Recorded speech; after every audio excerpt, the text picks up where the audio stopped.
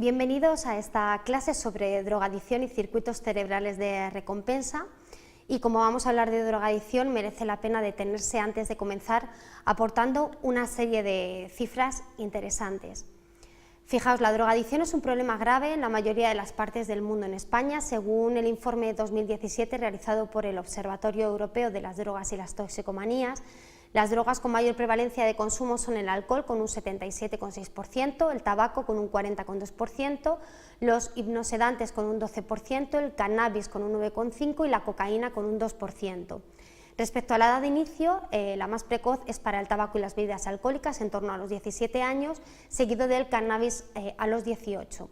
Las prevalencias de consumo son mayores en el grupo de 15 a 35 años, excepto en el caso de los hipnosedantes, cuyo uso se incrementa a partir de los 35. En relación al sexo, los datos indican un mayor consumo entre los hombres, excepto para los hipnosedantes. Estas diferencias se acentúan en el caso de la cocaína, donde la proporción de hombres triplica a la de la mujer, y en el cannabis, que registra una diferencia de casi 8 puntos. Pues bien, el objetivo de esta clase es exponer una síntesis de los conocimientos actuales que tenemos sobre las drogas y los mecanismos cerebrales que se relacionan con el consumo de las mismas. Veamos una serie de conceptos básicos necesarios que nos van a ayudar a entender las drogas y su funcionamiento. En primer lugar, conviene, claro está, definir lo que es una droga. Según la OMS, una droga es toda sustancia que, introducida en el organismo por cualquier vía de administración, puede alterar de algún modo el sistema nervioso central del individuo y además es susceptible de una dependencia, ya sea psicológica o física. Ahora bien, ¿qué es la dependencia? Pues podemos definirla como una adaptación psicológica, fisiológica y bioquímica causada por una exposición reiterada a una droga, haciéndose necesaria la utilización de la sustancia para que desaparezcan los efectos no deseados que aparecen cuando deja de consumirse. Cuando hablamos de dependencia podemos diferenciar además entre dos dimensiones. Por un lado tenemos la dependencia física, que se refiere al estado de adaptación del organismo, que necesita un cierto nivel de presencia de la sustancia para funcionar normalmente, y por otro lado la dependencia psicológica, que es el estado de adaptación que impulsa a la persona a consumir una nueva dosis de sustancia para experimentar los efectos del placer o evitar el malestar derivado de su privación. Teniendo en cuenta lo anterior, el término de dependencia se relaciona directamente con los conceptos de tolerancia y síndrome de abstinencia. Veamos a continuación cada uno de ellos. Por un lado, la tolerancia es el fenómeno que se produce cuando una persona consume una droga de forma continuada y su organismo se habitúa a ella. Como consecuencia se producen dos cosas. En primer lugar, que la droga es capaz de producir menos efecto cuando se administran las dosis para las que se ha producido la habituación o tolerancia. Y en segundo lugar, directamente relacionado con lo anterior, que se desarrolla un proceso psicológico y físico que hace necesario aumentar la dosis de forma progresiva para conseguir los mismos resultados. Este fenómeno de tolerancia se puede generalizar a sustancias a las cuales no ha habido exposición previa debido al consumo agudo o crónico de otra sustancia. Es lo que se conoce como tolerancia cruzada. Por lo general, aunque no siempre, las dos sustancias tienen efectos farmacológicos parecidos. Por ejemplo, cuando una persona está habituada a consumir alcohol, es también tolerante a las benzodiazepinas como el Valium, el Lesatin o el Orfidal, aunque nunca las haya tomado.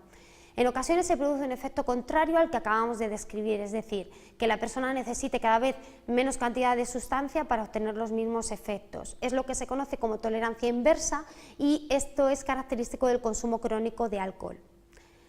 En segundo lugar, como decíamos, está el síndrome de abstinencia, que es el conjunto de síntomas y signos de malestar de carácter físico y psicológico que aparecen cuando se interrumpe o disminuye de forma importante la administración de la sustancia a la que la persona había desarrollado la dependencia. Los efectos de abstinencia de una droga son prácticamente siempre los opuestos a los efectos iniciales de la droga. Por ejemplo, la abstinencia de somníferos a menudo produce insomnio. Ahora que ya hemos descrito algunos de los conceptos más interesantes sobre las drogas, vamos a intentar entender qué motiva el consumo de sustancias, es decir, qué factores determinan que un individuo empieza a consumir de forma continuada y desadaptativa. En términos generales, podemos diferenciar entre dos teorías biopsicológicas de la adicción. Vamos a verlas.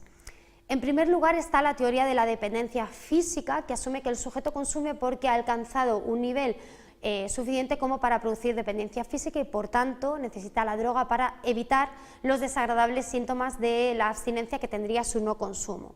Esta es la teoría que ha estado vigente durante muchísimo tiempo y en la que se han basado los programas de rehabilitación tradicionales. En este sentido, los principales programas de tratamiento intentaban romper el vínculo vicioso de consumo de drogas y síntomas de abstinencia, pero fracasaban. Además, esta teoría de la dependencia física no es capaz de explicar, por ejemplo, por qué los sujetos pueden volverse adictos a drogas como la cocaína o las anfetaminas, que casi no producen síntomas de abstinencia. Tampoco explica los patrones de consumo caracterizados por ciclos de consumo y de desintoxicación que se ha visto que aparecen en algunos sujetos. Precisamente con el objetivo de solventar estas limitaciones se ha desarrollado la segunda teoría de la que vamos a hablar ahora. Se trata de la teoría de la sensibilización al incentivo. Para entenderla, conviene comenzar hablando de la teoría de Weiss y Bozard. Según estos autores, los individuos consumen por el placer de consumir, es decir, por las propiedades gratificantes de la sustancia. Esto parece claro al principio del consumo, dado que en este momento la sustancia tiene la capacidad de producir este placer. Sin embargo, tal y como hemos comentado antes, el uso continuado de la sustancia produce tolerancia, por lo que disminuyen los efectos de la droga, de tal manera que el placer no puede explicar el uso continuado de la droga. Teniendo en cuenta esto, Robinson y Berrit propusieron la teoría de la sensibilización. Hay que tener en cuenta que el término sensibilización es utilizado en farmacología para expresar el aumento del efecto de una droga tras su administración repetida.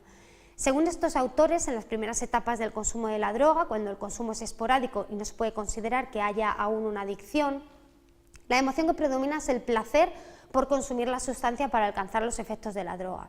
No obstante, cuando el consumo se consolida y aparece la tolerancia hacia estos efectos, la emoción que predomina es la urgencia o necesidad de consumir dicha droga ante la expectativa de volver a alcanzar los efectos que aparecían en las primeras frases. Este fenómeno se conoce como craving y va en aumento a medida que pasa el tiempo. A partir de este momento, cualquier estímulo ambiental, un ruido, una luz, un amigo o un lugar, entre otros, pueden desencadenar este deseo irrefrenable. Podríamos decir que el sujeto se ha sensibilizado a la droga y a los estímulos que la recuerdan. Por lo tanto, para estos autores lo más importante de la adicción no es el placer que se experimenta con la droga, sino el placer anticipado y que genera este deseo creciente o incontrolable por consumir y que, como decíamos antes, se conoce como craving. Por último, en esta clase de hoy vamos a ver qué es lo que ocurre en el cerebro con las drogas. Los estudios experimentales realizados en roedores han puesto de manifiesto que los efectos reforzantes de las drogas se deben a un incremento de las vías del cerebro relacionadas con el placer. Son los conocidos como circuitos de recompensa cerebrales. Uno de los neurotransmisores que más se han relacionado con estos circuitos de recompensa es la dopamina. De hecho, todas las sustancias adictivas, todas tienen en común su capacidad de provocar un aumento de los niveles de dopamina en el cerebro, especialmente en el núcleo accumbens, pero también en otras estructuras del sistema límbico como la amígdala o el hipocampo.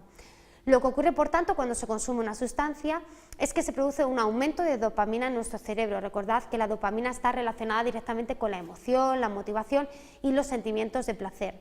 La cocaína, por ejemplo, actúa bloqueando la recaptación de dopamina, lo que conlleva un incremento de los niveles de dopamina en el cerebro. Por su parte, la nicotina actúa uniéndose a los receptores de la dopamina, estimulando así las vías de recompensa mediadas por este neurotransmisor, y así cada sustancia tiene su mecanismo de actuación sobre el sistema de recompensa. Pero el resultado finalmente es un incremento de la dopamina en el cerebro y, por lo tanto, de la sensación de placer. A modo de resumen, en esta clase de hoy hemos descrito algunos conceptos básicos sobre las drogas, como la dependencia, la tolerancia o la abstinencia. Hemos visto también las dos teorías biopsicológicas más importantes sobre la adicción y finalmente hemos concretado qué ocurre en el cerebro como consecuencia de las drogas. Espero que esta clase os haya sido de ayuda. Un abrazo y muchas gracias por vuestra atención.